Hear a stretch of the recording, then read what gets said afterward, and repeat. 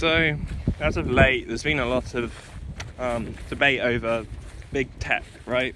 Big tech meaning all the large companies that will platform or deplatform, like people, like they're effectively the main vectors of communication. They've been adopted by large swaths of the population as a way to communicate with each other.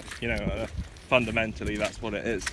And combined, these companies, Google, Apple, Facebook, Twitter, they comprise a very large majority of those communication vectors, we could say. And lately there's been a lot of censorship. I mean, obviously Donald Trump has effectively been unpersoned at this point, the sitting president of the United States, who was legitimately elected for a second term. But of course, me just saying that puts me at risk of getting deplatformed. It's not simply wrong, it's bad to say it, but why? And of course, lots of other people who, mainly people on the right, but also people on the left, people who are the wrong type of left, right? Like sort of people who are more libertarian inclined on the left, which, I thought that was an oxymoron, but, well, relatively speaking, being anti-lockdown and stuff, that makes you libertarian now, so I guess. So more broadly, being anti-lockdown, questioning the efficacy of masks despite no solid peer-reviewed studies that say that they generally work. And just lots of other stuff, even just backing other people, saying, you shouldn't censor this person. That can get you deplatformed. They just do it what they want. And a lot of people say, lots of people who sort of pretend to be free market, when it suits them and stuff, they say, but they're a private company, so they can do what they want, right? And it's well, a private company can do what they want, or should be able to do what they want. Yeah, I agree. So why are so many businesses shut right now, forced shut by the government? There's this argument, right? That's if private companies can do what they want, then let's open up all the businesses. Let businesses operate how they want within the realms of, non-aggression. Operating peacefully. Let them open up. But, oh, no, you can't do that, no.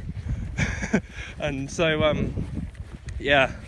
that's just one argument that's they're censoring that as well, aren't they? Let's face it. I mean, so many people who, again, you might say I'm unreasonable, but I consider to be very reasonable, rather, in fact, middle of the road people like Computing Forever, Stefan Molyneux, that was a long time ago. I guess you could say he's more conservative leaning. Styx Hexenhammer, he's not technically off YouTube, but he's been algorithmically, shadow banned pretty much. You have to search for his videos to find them. And even Alex Belfield now, the most milquetoast, bloody, normie person. He's probably a Labour voter, traditionally. But he, even he's been, got a week suspension, probably more now, who the fuck knows. And, he's because he questions the lockdown, and he's pretty pro-lockdown. He even says, I wear a mask and stuff, and they've deplatformed him. And, they're a private company, but, are they? I don't think they are private companies, because they have, they're always meeting with politicians, there's always money going under the table, they avoid paying taxes, whereas other businesses are forced to pay taxes. So I think this designation of them, and there's all this stuff about them being public service and that, because they're so big, and that's how they avoid paying loads of taxes and stuff, and they generally just have lots of influence over the government, and so obviously that goes the other way. So I don't think it's even fair to call them private companies anymore. But beyond it, whether semantics, whether or not they're a private company, why are they doing all this censorship? Seriously, why? What is the point?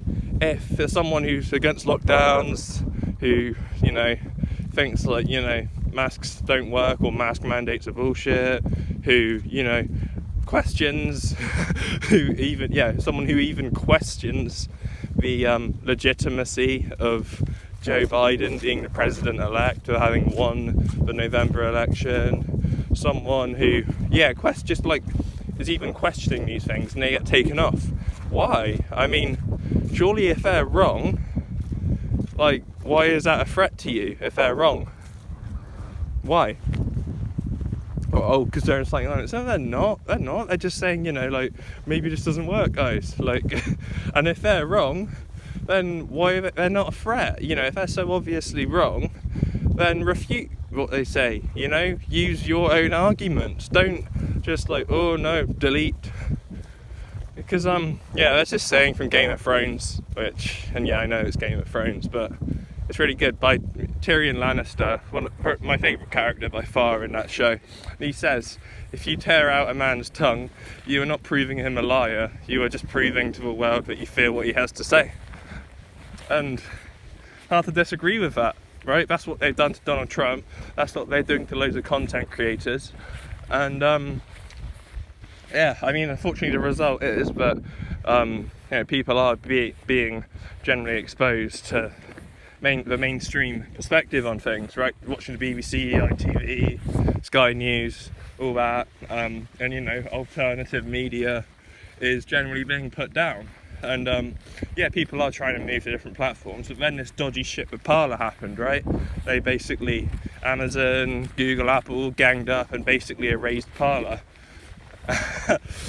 Because they're harbouring far-right views. It's like, no, what you've done is you've censored the shit out of everyone on your own platforms, and now those people have nowhere to go. And of course those people you censored tend to be right-leaning, because for some reason you're targeting them, and so they're going to go somewhere else. And they went to Parler, and so Parler generally, you can expect that demographically to be generally people with conservative views, people who support Trump, because you can't just make people go away.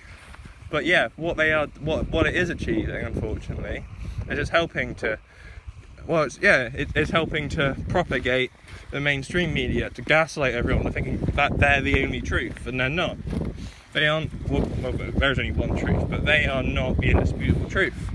And but if they're taking it off YouTube and stuff, less people are going to see it. And so it's a propaganda campaign, and it's really fucked up. And it's easy for people like you, if you manage to find it and watch it. It's easy for people like me, because we know we know these other people. We see them, and if we want to watch them, we'll search for them. But a lot of people don't. A lot of people just, they sit down at the end of the day, they crack open a beer, press open their YouTube button on TV, and then go watch the Young Turks. And it's not really their fault, because it's been designed that way by big tech. It's not their fault, but they are being only exposed to that. But they do need to, for their own benefit, for their own intellectual health, really. They need to be exposed to alternative ideas, even if they don't agree with them. But they need. And this is a thing that I've really seen in people. They just completely lack the ability to think critically. Like my last video, I talked about, this whole idea of people being told to not only to just accept and obey, but to think differently. Well, that's what's happened, and it's more subliminal through big tech, but it's the same campaign against humanity we're witnessing. And I know I sound like a conspiracy theorist, I'm saying all this stuff, but these are just the logical conclusions I'm arriving at from what I've seen. I watch the BBC, I watch ITV, I watch Sky News, but I also watch other people, and I make my own decisions from a range of information and a range of opinions that other people have. I think critically about both. I don't agree with everything bloody Alex Jones or Stefan Molyneux has to say. I don't agree with everything, some like robot on the BBC has to say. People need to think critically, whatever they're watching, even if they're talking to their best friend. They need to learn to think critically. That's one thing that will separate us from animals, frankly. And I think, but people are saying that hard times are coming, and when everyone's businesses are shut and they can't afford to feed their kids, they will be forced to think critically about things for their own survival. But it's sad that it's got this far. You know, we're a year into this complete attack on humanity, frankly. That's what it is. You know, there's been a illegitimate president effectively installed in America. Human rights just generally around the world are a joke, and it's because people have been, well, brainwashed, frankly. And again, I know that's a buzzword, but yeah, people have been brainwashed, and it's really sad to see other people just going along with it, pretending, well, not pretending everything's okay, but pretending this is the way things, you know, it's good for things to be this way. It's the best way things can be. It's not. It's the worst way for things to be. And every single person who changes their mind is a victory, really, at this point. A lot of people are in really bad ways who I know.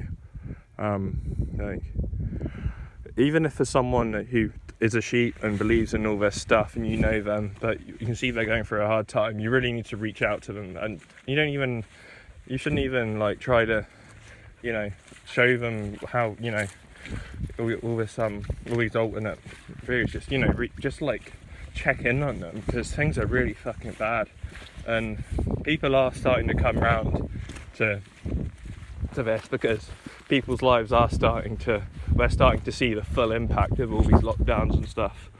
And yeah, you really do need to try and be kind to people, as hard as that is at the moment when you got mass Karens going around. You do need to try and be kind to people. So yeah, I'll leave it there, guys. Hang on in there. Be kind.